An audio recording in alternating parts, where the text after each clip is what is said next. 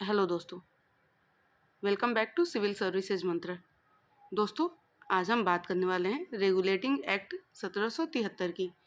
लेकिन इसे समझने के लिए हम सीधे एक्ट से नहीं बल्कि इसकी कहानी से शुरुआत करेंगे, क्योंकि हर कानून के पीछे एक समस्या होती है और उसी समस्या का समाधान होता है वह कानून।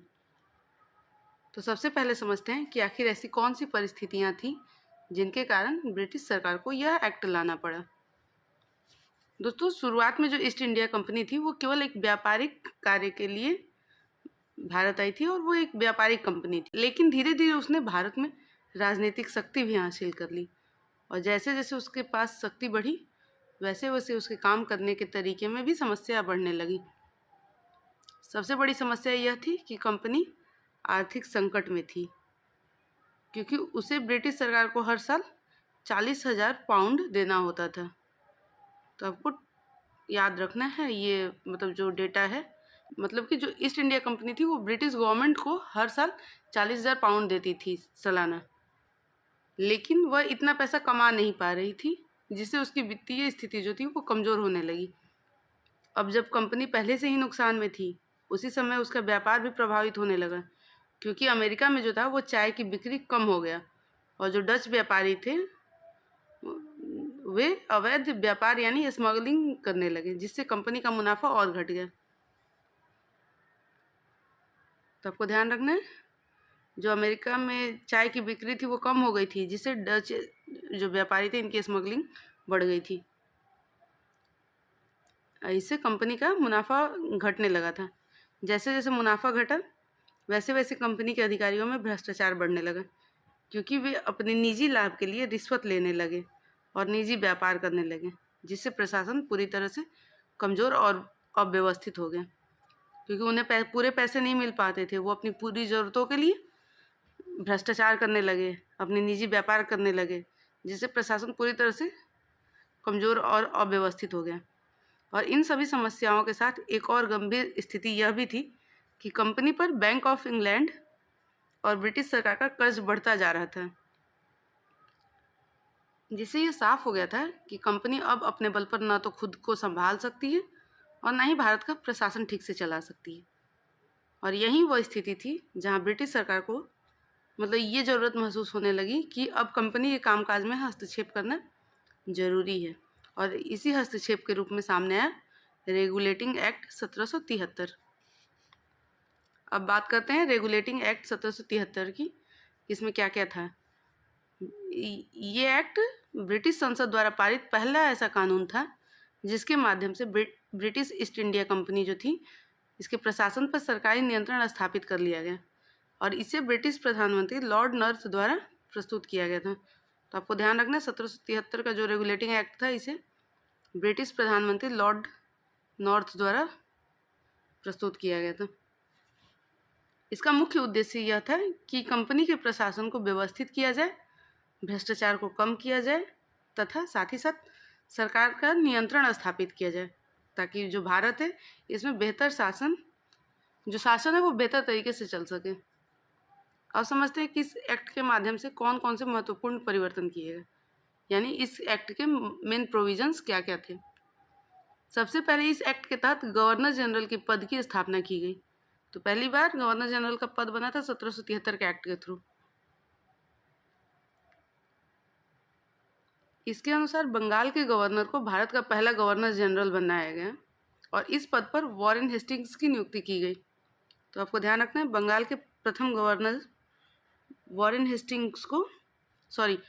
के गवर्नर वॉरेन हेस्टिंग्स को भारत का पहला गवर्नर जनरल नियुक्त किया गया था। ये एग्जाम में एज इट इज क्वेश्चन आता है, तो आपको इसको ध्यान रखना है। और इसका प्रभाव ये हुआ कि अब मद्रास और बॉम्बे प्रेसिडेंसी जो था वो बंगाल के अधीन कर दिया गया, जिससे प्रशासन में केंद्रीकरण की शुरुआत हुई और सभी महत्वपूर्ण निर्णय एक ही केंद्र से लिए जाने लगे, यानी कि सारे जो भी डिसीजन थे वो बंगाल से ही लिए जाने लगे। और इसके बाद गवर्नर जनरल की सहायता के लिए एक 4 सदस्यीय सुप्रीम काउंसिल का गठन किया गया, जिसमें निर्णय बहुमत के आधार पर लिए जाते थे। जो सुप्रीम काउंसिल थी वो 4 सदस्यीय थी और इसका निर्णय जो होता था वो बहुमत के आधार पर होता था। लेकिन यहाँ एक समस्या यह उत्पन्न हुई कि कई बार गवर्नर जनरल और काउंसिल के सदस्यों के बीच मतभेद हो जाते थे, जिससे निर्णय लेने में कठिनाई हो जाती थी। और इसी के साथ 1774 में कलकत्ता के फोर्ट विलियम में सुप्रीम कोर्ट की स्थापना की गई। तो आपको ध्यान रखना है, कलकत्ता के फोर्ट विलियम में सुप्रीम कोर्ट की स्थापना कब हुई थी? तो 1774 में, यानी प्रथम सुप्रीम कोर्ट बनाया गया था 1774 में कलकत्ता के फोर्ट विलियम में। और इसके पहले मुख्य न्यायाधीश थे सर एलिजा इम्पे। तो आपको ध्यान रखना इनका नाम भी, ये भी एग्जाम में एज इट इज आता है। और इस कोर्ट को सिविल तथा आपराधिक दोनों प्रकार के मामलों की सुनवाई का अधिकार दिया गया, जिससे भारत में एक संगठित न्यायिक प्रणाली की शुरुआत हुई।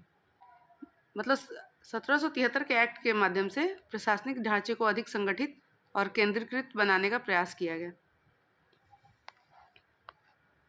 फिर हम इसके अन्य प्रावधान को देखें तो इस एक्ट में भ्रष्टाचार को रोकने के लिए कंपनी के अधिकारियों को निजी व्यापार करने और रिश्वत लेने से प्रतिबंधित किया गया, ताकि प्रशासन में पारदर्शिता लाई जा सके। तो इसमें ये कर दिया गया कि अब कोई भी कंपनी का जो अधिकारी है वो निजी व्यापार नहीं कर सकता है और ना ही रिश्वत ले सकते हैं। साथ ही जो वित्तीय नियंत्रण था, इसके लिए कंपनी के लाभांश यानी डिविडेंड को 6% तक सीमित कर दिया गया, और जब तक कि कंपनी अपना पूरा कर्ज न चुका दे, जिससे कि आर्थिक अनुशासन बनाए रखा जा सके। तो आपको ध्यान रखना है, इसमें कंपनी के लाभांश को 6% तक सीमित कर दिया गया था। और सबसे इम्पॉर्टेंट बात यह थी कि पहली बार ब्रिटिश संसद ने कंपनी के कामकाज में सीधा हस्तक्षेप किया था। तो अगर आपके एग्जाम में आता है क्वेश्चन कि पहली बार ब्रिटिश संसद ने कंपनी के कामकाज में कब हस्तक्षेप किया था, तो वो 1773 के रेगुलेटिंग एक्ट के थ्रू।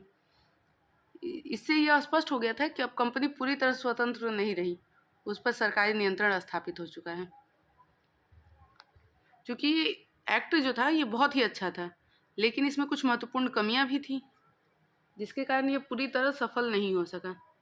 और सबसे पहले यह कमी थी कि कंपनी की शक्ति पूरी तरह समाप्त नहीं की गई, जिससे उसकी स्वतंत्रता कुछ हद तक बनी रही, यानी कि कंपनी के पास भी कुछ हद तक शक्ति थी। और दूसरी समस्या यह थी कि गवर्नर जनरल और काउंसिल के बीच लगातार टकराव होता रहा, जिससे प्रशासनिक कार्य प्रभावित हुए। साथ ही साथ सुप्रीम कोर्ट और प्रशासन के बीच भी अधिकारों को लेकर विवाद उत्पन्न हो गया, जिससे न्यायिक और प्रशासनिक कार्यों में टकराव देखने को मिला।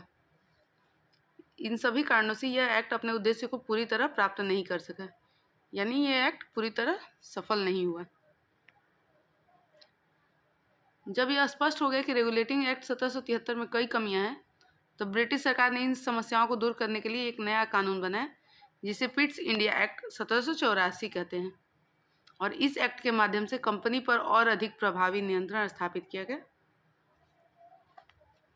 यानी रेगुलेटिंग एक्ट 1773 जो था वो भारत में ब्रिटिश शासन के केंद्रीकरण और संसदीय नियंत्रण की शुरुआत था।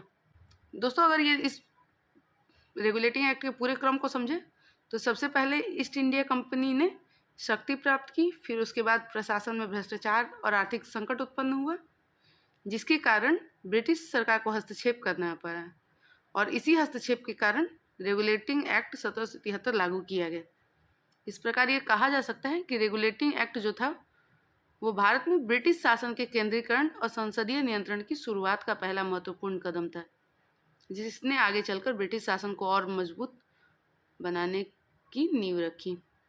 दोस्तों, अगर आपको यह पूरा कॉन्सेप्ट क्लियर और कनेक्टेड तरीके से समझ में आया हो तो वीडियो को लाइक करें, चैनल को सब्सक्राइब करें और ज़्यादा से ज़्यादा अपने दोस्तों के साथ शेयर करें। और दोस्तों, रेगुलेटिंग एक्ट टॉपिक बीपीएससी के प्रीवियस ईयर क्वेश्चन को आप देखते हैं तो ये बहुत ही इंपॉर्टेंट टॉपिक हो जाता है, क्योंकि इससे हर साल एक क्वेश्चन आते ही हैं। तो आपको इसको अच्छे से देखना है, और अगर आपको कोई डाउट लगे तो आप हमें कमेंट करके बता सकते हैं। हम आपके डाउट को क्लियर करने का पूरा कोशिश करेंगे। अगर आपको इस क्लास का पीडीएफ चाहिए तो पीडीएफ हमारे टेलीग्राम चैनल पर मिलेगा, और टेलीग्राम चैनल जो है उसका लिंक हमारे डिस्क्रिप्शन बॉक्स में मिलेगा। साथ ही साथ आपको फेसबुक पेज और इंस्टाग्राम पेज का भी लिंक हमारे डिस्क्रिप्शन बॉक्स में मिलेगा, जिसके साथ आप हमारे साथ जुड़ सकते हैं। मिलते हैं आपके साथ अगले वीडियो में, तब तक के लिए धन्यवाद।